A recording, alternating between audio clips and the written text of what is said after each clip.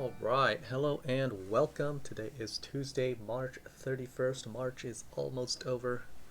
The Ides of March are behind us. Moving over to April now, starting tomorrow.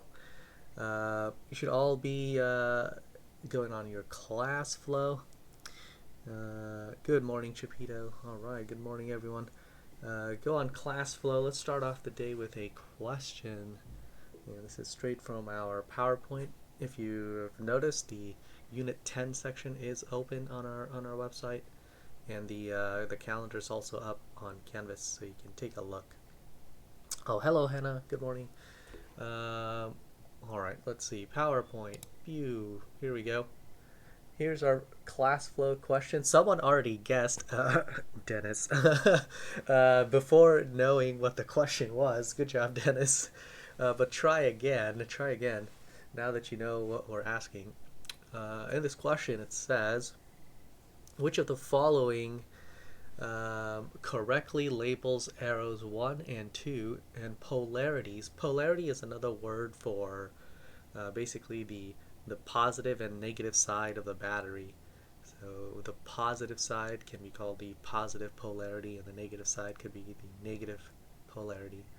And remember, the dimple side, the one that has a little bump, is the positive side, and the bottom flat side is the negative side. So which of the following correctly labels arrows 1 and 2 polarities X and Y in the circuit below? So here's a simple circuit. You have the battery. Remember the battery symbol. Take a look at your notes. One of them is positive, one of them is negative. And then the arrows is the direction of either conventional current or electron flow. And remember that conventional current and electron flow are opposites. All right. So you should get on class flow. We already have 6 people on, but not everyone answered yet. Let's see. We have Bryant, Christian, Emily. Emily Miller's here. All right. Hey, Emily. Nausicaa, Dennis, and Giorgio. So we're getting more period 6 people showing up now. That's good. Good morning, Giorgio. Good morning. All right. So, what is the answer here? Let's give it another, 30 seconds or so. We have 2 answers already. Think. First of all, which one is the positive end, which one's the negative end, and remember, what is the difference between conventional current and electron current or electron flow? Okay. Can someone help us? Can someone tell us what is the direction of current? How does current flow? You can take a look at the circuit we drew yesterday. Electrostatic charge. Period 6 is superior. Psych. Kuya Casey from period 1 does not agree. Current flows from positive to negative. Ooh, electrostatic charge. Excellent. Who are you? Who are you, electrostatic charge?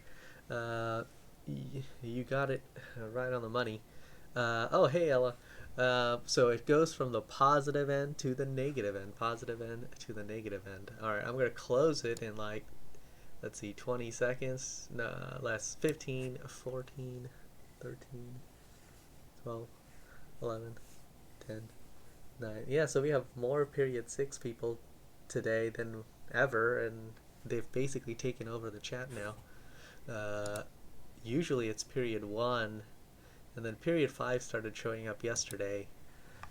So we'll see. We'll see as we go along. I did kind of start slightly later than usual. Usually I have my getting ready thing up by like 7:40 or something like that. Yeah. You emailed them all last night. Very good, very good.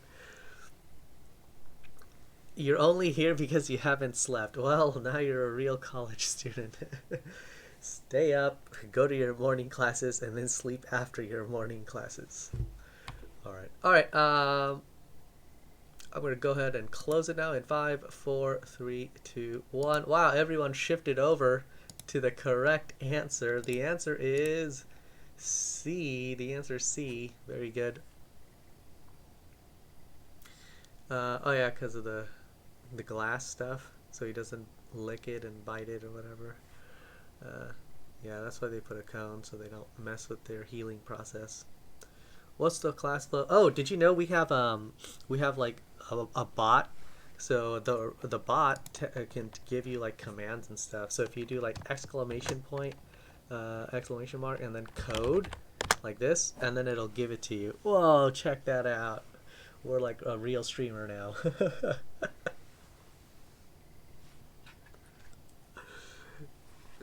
All right. Yeah, it did. What do you mean it didn't work? No electrostatic charge. That is definitely not gonna happen. Good try though. Good try. Exclamation mark! Social security number, please. His cone is so big he keeps bumping into stuff. All right. Today we want to talk about how to make measurements. Recall that we got this equation here, the Ohm's Law Equation. V is equal to IR. Remember, V is actually delta V, the change in potential, or the potential difference. But if you see this in your circuits unit, just know that V is actually delta V, and it's the difference between the two potentials. Okay, that's not how it works. I have to actually set it up, and there's no way I'm going to set it up to where it gives you my social security number, so stop trying. Let's see here. Here's a classic question. It says, in this circuit, there is a resistance of 100 ohms and a current of 0.05. What is the voltage? Let's open up on class flow. Let's see who's the first one to get this. I'll put it in text. In this, so as you can see here, we're trying to find V, obviously, and perhaps we should use Ohm's law. Maybe, just maybe. Now there is some minor details we need to go over. So let's take a look at this circuit. We have a battery. My touchscreen is not. Oh, there we go. My touchscreen was not working. We have a battery. We have wire and the squiggly. What is the squiggly thing? Chat. What is the squiggly thing? Chapito, very good. It is a resistor.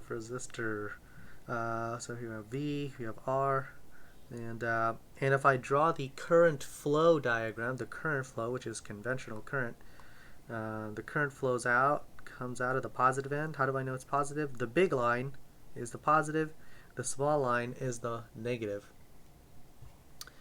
Oh, we're getting more people coming in as the day goes on and people are waking up. Good job. Keep going. Tell your friends to wake up, message them, call them. Maybe they turned off or put their alarm on snooze and forgot to wake up.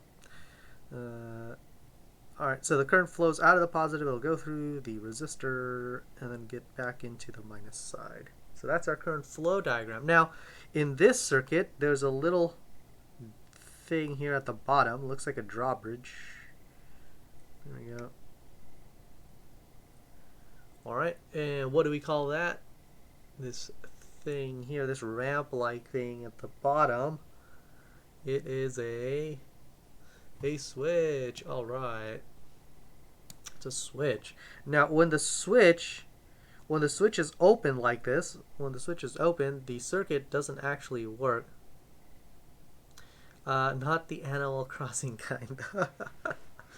Yeah, that game has taken over. Everyone's playing that game now. Alright, now when it's open, when switch is open, the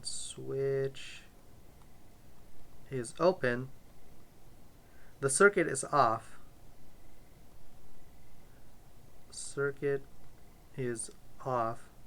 So technically, when the circuit is off, The current is actually zero. There's no current flow in the system, right? It's only when we turn it on by closing the switch. We drop the switch and allow it to connect to our wires here. You can imagine little tiny cars here. Let's see, little tiny electron cars, kind of waiting for the bridge to go down. Yeah, there we go. Right now they'll just fall off, so they're not moving. But once the bridge is down, then they'll start moving again. Go play League of Legends. Nah, maybe Friday. Friday we don't have school, so I think some of my former students who have graduated in the past, like 3-4 years, want to get back, and then we'll do a game with them. Yeah. So technically the current is zero, but just because the current is zero doesn't mean the other values are zero. Yes, the equation tells you that V is equal to IR, but just because I is zero doesn't mean V is zero. V represents the voltage of, in this case, the battery, and the battery's voltage is the battery's voltage. It's independent of what happens in the system. Not only that, the resistance is the resistance based on the material properties of the resistor. Therefore, the resistance is not zero. It is what it is. It's R, right?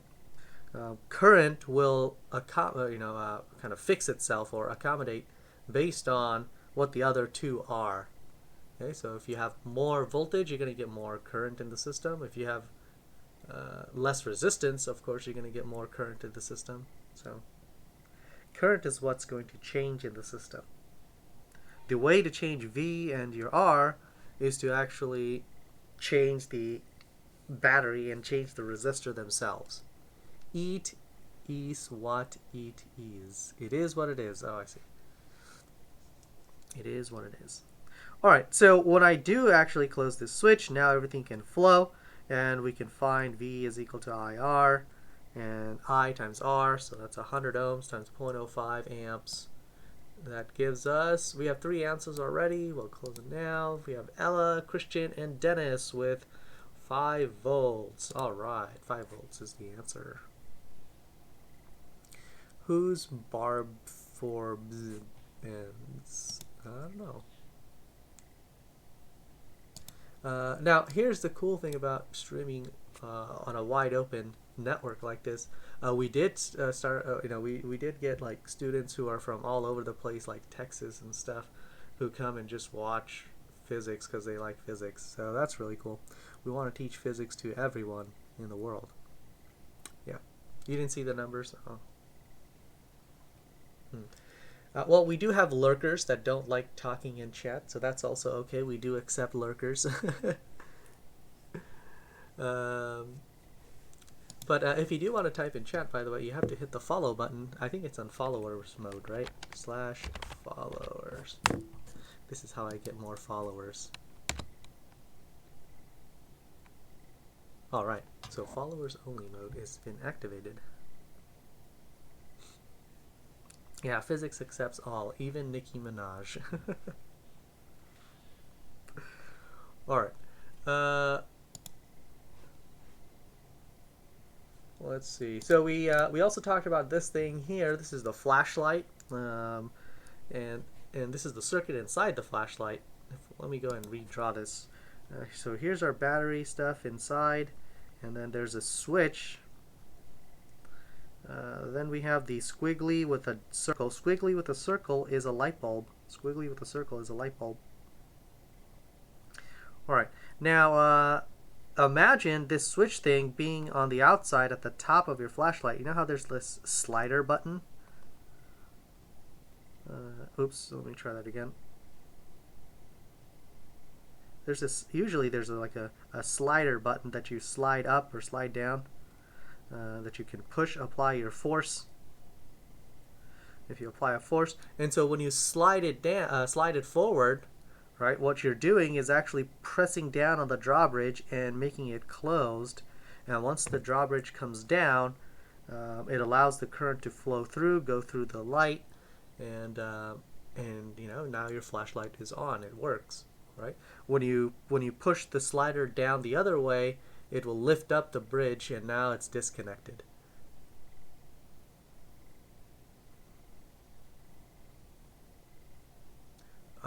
What is going on? Nikki and Bernie for president? Huh. Okay.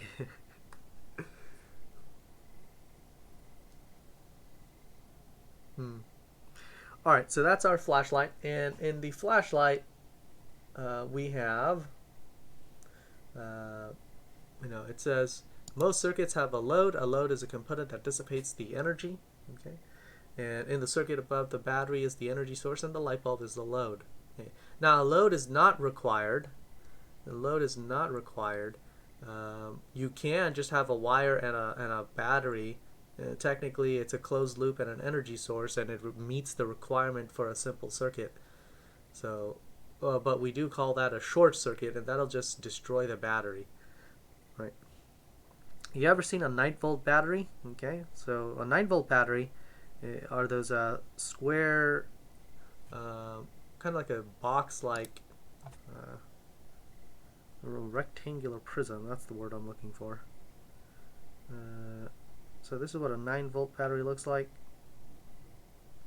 It's like a little tiny box, right? Now at the top, there's this cylindrical one. That's a skinny one, and there's also a bigger one that looks like a rook. If you ever played chess, you'll know what I mean. So a rook or a castle. Some people call it castle. So it looks like this. Alright. And so the bigger one is the minus, the smaller one is plus, like so. Okay, so this is a 9-volt battery, and technically you don't want to connect the plus and the minus directly. That'll send your current directly. It'll short circuit it, and then you'll have a rush of current, and that rush of current will heat up. What happens? The battery doesn't explode because 9-volt is not enough. However, it does heat up and start to unravel, and you'll see that it starts to blow up, or not, I shouldn't say blow up, but expand outwards, and the wrapping and whatnot that is inside will come out, and eventually you'll get battery acid and all sorts of weird stuff coming out. Why is it that a 12-volt battery is much bigger than a 9? Now, the voltage technically doesn't really have anything to do with the size, really. The size is more about the capacity, meaning you have more charge there and you're able to use it for a longer time. Okay, just remember, whether you have a quadruple A skinny little tiny battery in your stylus, or if you have your normal traditional double A battery, right? A double A battery is definitely bigger, right? However, both of them are 1.5 volts. And that's because of the chemistry. The chemistry tells you the voltage separation between the plus end and the minus end. Okay. What is a 9-volt battery? Well, a 9-volt battery is actually, if this is what I show you in what's inside my 9-volt battery, but that's at school. Unfortunately, I just have to draw it now. What's inside of the 9-volt battery is actually a series of little tiny batteries. 6 of them. Little flat, little square-like things. Okay, and each of them is 1.5 volts. And they're all lined up and squished together, so they connect end to end. When you connect batteries end to end, so if you have 2 AA batteries like this, so each of them is 1.5, but if you connect them end to end, you basically get 3 volts. All right. Now, sometimes, depending on the type of equipment you have, sometimes you'll see that you place your battery invertedly, or one that is right side up. Okay, so you put in your battery, one is like right side up. Typically, you have like a little spring thing, and remember the spring thing goes with the bottom side, the flat side of the battery. not the dimple, little bumpy side. Okay, and then when you place the other one, um,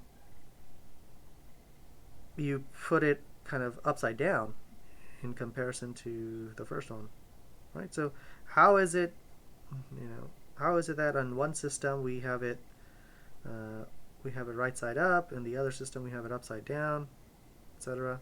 Why do we do this? Well, what you're not seeing is the internals. You do have like wires coming out, but what you're not seeing is the internals, in that somewhere here is like a metal conductor.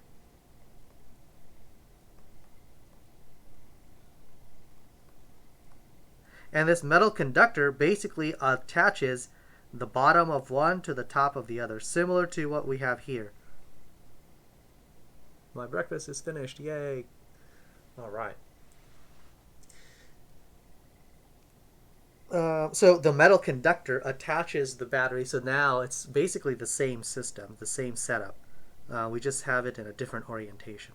Now, why do we choose one or the other? That depends on the design of the product, right? If you have a really skinny remote, like a Samsung remote, or if you have a Amazon Alexa thing, or like a Fire TV or Fire Stick, those are really skinny remotes. So now they've made it so that you put the batteries in vertically. So this saves some width space in the x-axis.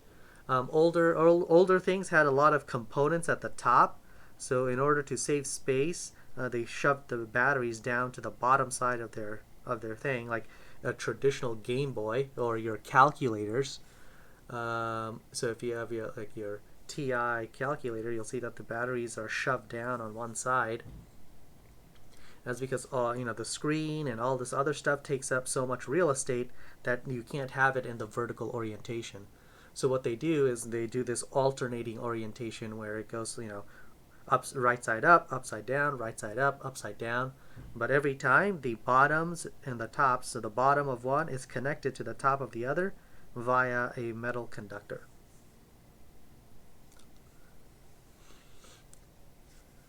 All right. Let's talk about multimeters. Multimeters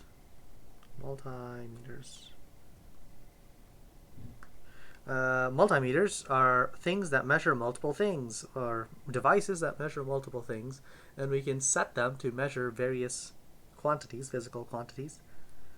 When you want to measure voltage, we call it a voltmeter.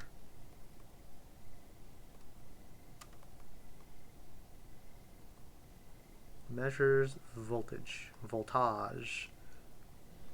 Okay. And so a voltmeter measures a voltage, and to measure voltage, and I will use a DC circuit kit to do this on FET. But anyway, a multimeter measures voltage. When you want to measure voltage, you want to touch the probe. So here's a multimeter. These are the ones that we have at school. It has a little display. The display tells you the numbers, like 0.1 volt. And then there's a dial, and this dial allows you to set everything. Right? Typically, each section has a different measurement that it can make. So somewhere in the top left, you have all the voltages. Here at the bottom left, we have omega. And what does omega measure? Chat, what does omega measure? While I drink some water.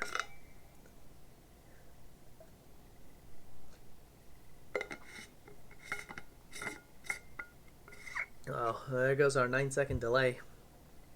Omega is ohms, and it measures resistance. Yes, good job, Dennis. Wireless high five for Dennis. So we have some measurements for ohms. Somewhere here we have a little bit of current, amps, and we also have some other fancy stuff. Everything from V with a squiggly. Now V with a squiggly is special, and that's like for AC voltage. Technically AC stands for alternating current, so I guess alternating voltage. When you have alternating current, the voltage also goes up and down like the current coming in and out. And if you have V with a bar, that means DC, direct current, which gives you a constant voltage. Constant V. AC is alternating.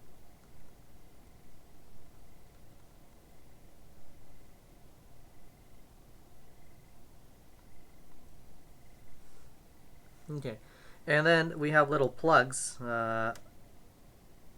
There are 3 of them, but we're only going to use 2 at a time. This one is for high current, so if you have current that goes up to like 10 amps, typically we're not going to use that one. But there's a probe. Probes are little, they look like pencils. Basically, they connect into the multimeter, and then it has a little tiny sharp point that you can make contacts with. And then there's a red probe. And the red probe, we connect it to this one or that one, depending on what we want to measure. So the left one here that says 10A, that's for 10 when you're trying to measure high current. But the other one measures everything. So it measures your voltage, it measures your resistance. It even measures tiny little amounts of current called, milliamps. So if you have little tiny amps, amounts of amps, amperage, you can just keep it on the right side. So for the most part, we just keep it on the right side because it measures everything. It even measures things like temperature, and because we can attach it to a temperature probe. Anyway, and then we have a second probe. So one's black, one's red. Technically, it doesn't matter as long as it depends on what port it is connected to.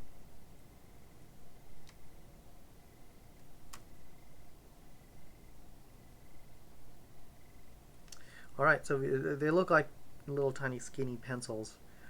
Okay, so we basically use these to connect to or make contact with different elements inside your circuit. So AC is like my physics grade. Oof, oof. That's a...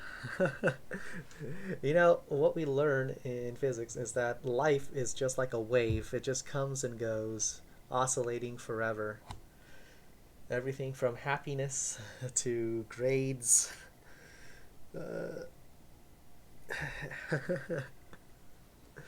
There's always an ebb and flow to everything. We are just a wave vibrating in the various quantum fields of space.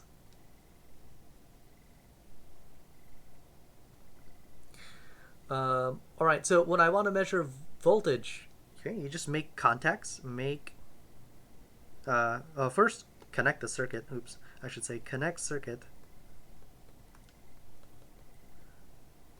Circuit to battery. So everything is connected. Make sure circuit is on. And then just use probes. Use probes. What are probes? These things here. Probes. Use probes to touch, or touche, I should say make contact with,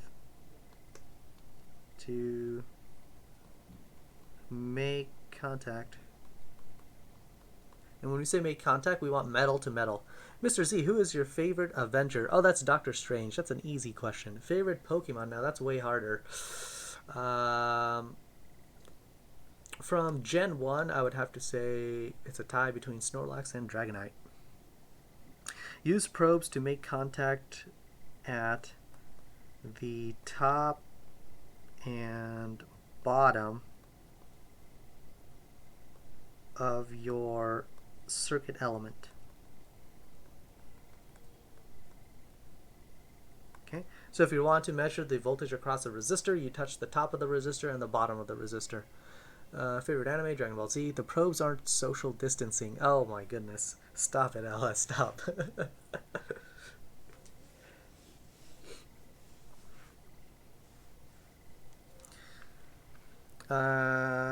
Alright. So that's it. All you're doing is you just make sure everything is connected, and then you just make contact, and you just touch, and that's all. It'll give you how many volts, and I'll show you in a moment with a simulator. All right. Well, let us begin. Next up, we want to measure current. Current? Oh, sorry. We call it an ammeter. Ammeter. We're dropping the P because it sounds better, right? These are the this is the these are the laws in English. Basically, if it sounds right, it's probably right. So shall it be written, so shall it be done.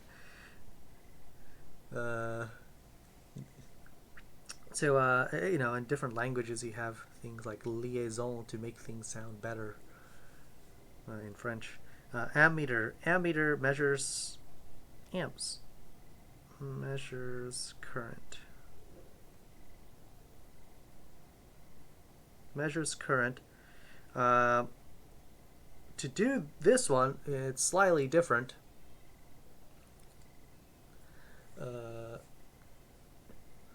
It's slightly different. You have to make a break. Make a break in the circuit.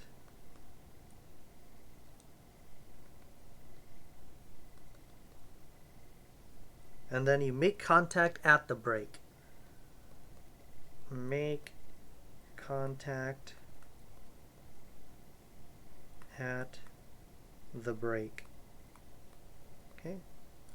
So if you wanted to measure amps, so if you had a circuit and you wanted to know how many amps are going through this resistor here, so you have to kind of make a hole and break it up.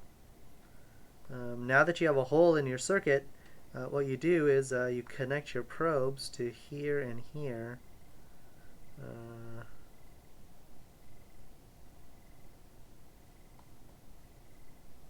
Oops. And it doesn't matter, technically you can actually do it at the end. So it doesn't matter where your break is, whether it's at the front or the end. Basically what you're doing is passing the current. The current is supposed to come through this way, but what you're doing is allowing it to phase through and go into the multimeter and then come back out through the multimeter. This way the multimeter can read how many charges are flowing through the system. Okay.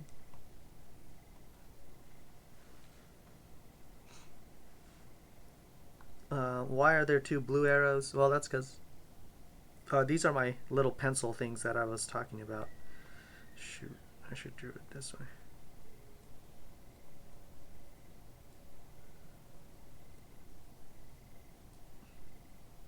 And what's cool is that you can use pencils as probes, because the carbon inside your pencil can conduct electricity. I think in chemistry they do that something, or rather I used to do it when I taught chemistry. We did all sorts of cool stuff.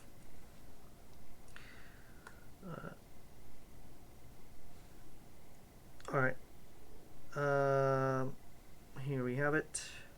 We're going to make a break and then make contacts. And finally, an ohm meter. Ohm meter measures resistance, which is special.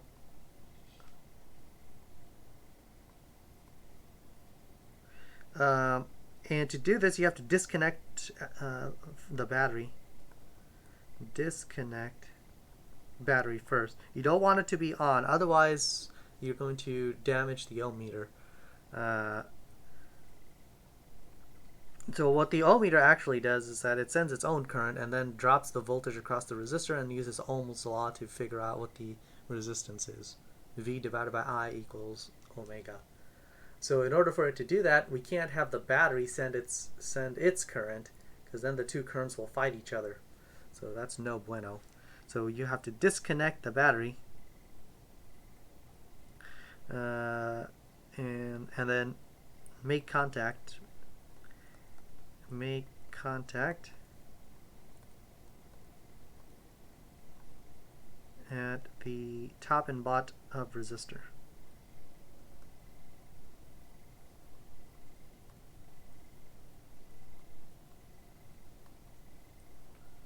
All right.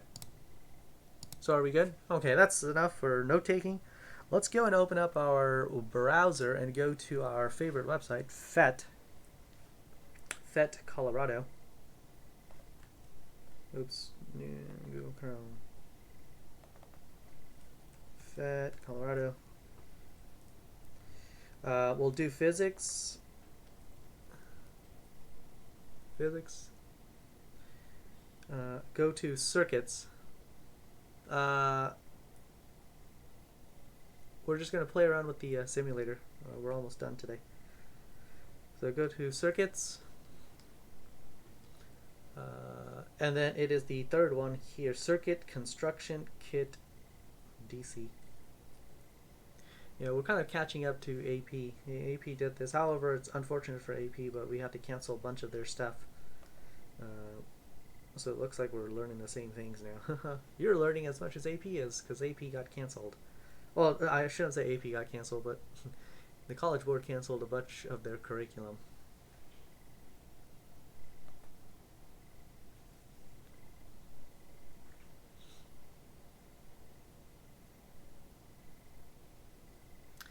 All right, y'all with me? All right. So this thing allows us to make our blame Adam. This thing allows us to make our circuit, and then we can actually make measurements. So let's make a circuit, shall we? We need a battery. Now in this simulator, you can have it show like real life objects, or you can have it in schematic mode or diagram mode. If you look at the symbol here at the bottom right, so if you click on the symbol at the bottom right, everything turns into symbols. Whoa. And let's do conventional current, not electron flow. At the top right, you can change the conventional current to, you can change the electron flow to conventional current. All right, so here we have our battery, and with our battery, we'll make some connections. Let's go and put some resistors.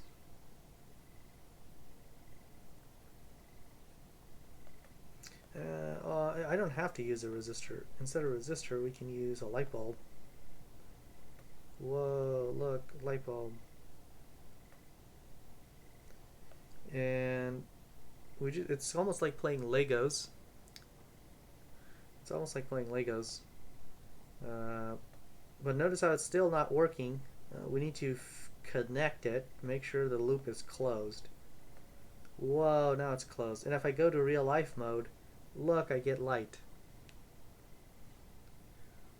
Okay. Now, if I want to make measurements, let's see. Well, I have to make contacts with the metal parts. You can't just touch the wire. Usually, wires are insulated, so you have to touch the metal portions. Okay. If I wanted to do with a resistor, let's see. Let's take out the light bulb. Cut. Yeah, physics never ends. Here's a resistor, and now it's connected. Now, even though you're not seeing any light, what is happening is that the resistor is getting hotter and hotter, so it gives you heat. This is how electrical heaters work. So you want to touch. If you touch, it'll give you some sort of voltage. This voltage is essentially the same voltage as the battery. If you click on the battery, you can adjust the voltage there. Let's go ahead and make it 30 volts.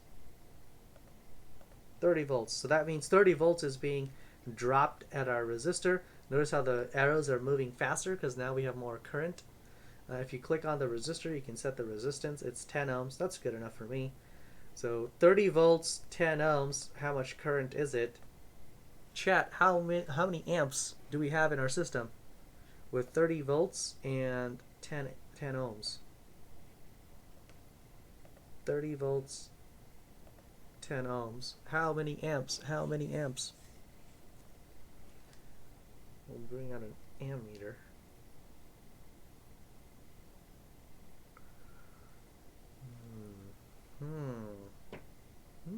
Well, no one. Interesting. Well, let's go and make a cut. Oh, okay, we're getting... Oh, re for 3. Is that Hansen? Hansen! What are you doing here at 8:43 a.m.? uh,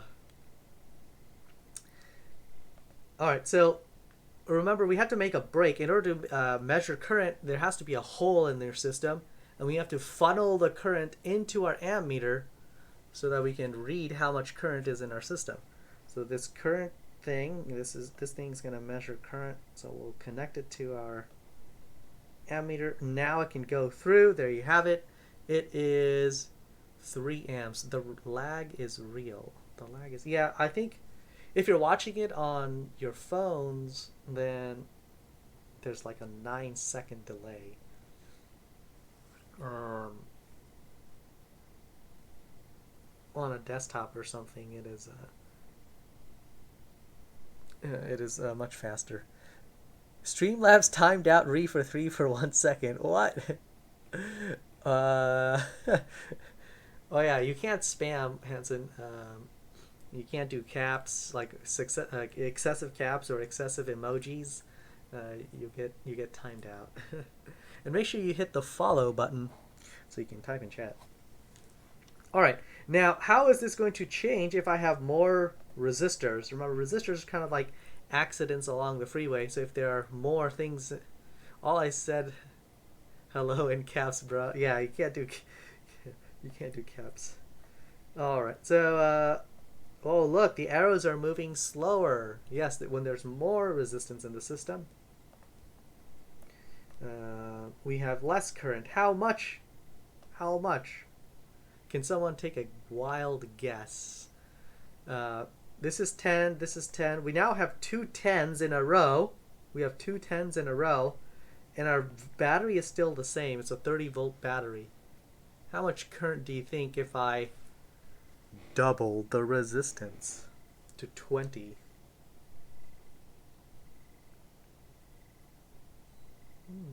We're looking for patterns. We're looking for patterns. Well, I can use Ohm's law, of course. V is equal to IR. And if I wanted to know current, ooh, well, oops. V equals IR. And current, I, must be whatever battery is divided by the resistance. And so it's going to be half as much. Yay. Boom. Half the current, 1.5.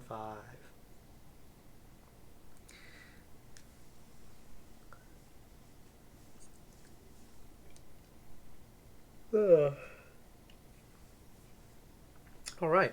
Now, what we could do is actually take this circuit out, throw it in the dumpster, and then change the first one. If the first one was 20, oops. If the first one is 20, it's essentially the same thing. Whoa. And you'll notice how when I change the values in this resistor, it changes the colors of the bands. The colors of the bands actually is a way to know how much the resistance is. Okay. If you want to learn more about these colored bands, consider becoming an electrical engineer, because that's where you'll have to learn it, or an electrician. We don't actually need to know it. Even for AP, we don't need to know it. Consider being an electrical engineer, and then you'll learn all about it. All right. It's a trap. Ah. It's great. I mean, the job market is always open for electrical engineers. Software is the way to go. I mean, yeah, of course. But someone has to build the hardware to run the software, right? You can't have one without the other. So someone has to do it.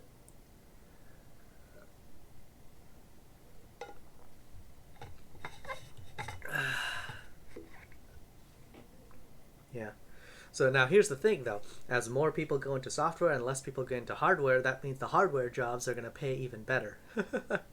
So if you want to make money, yeah, consider continuing to learn physics until you can't work because corona. That is true. When you become an electrical engineer, just learn this one unit for misters. No, it never ends. There's a lifetime of stuff you can learn. Yeah. All right.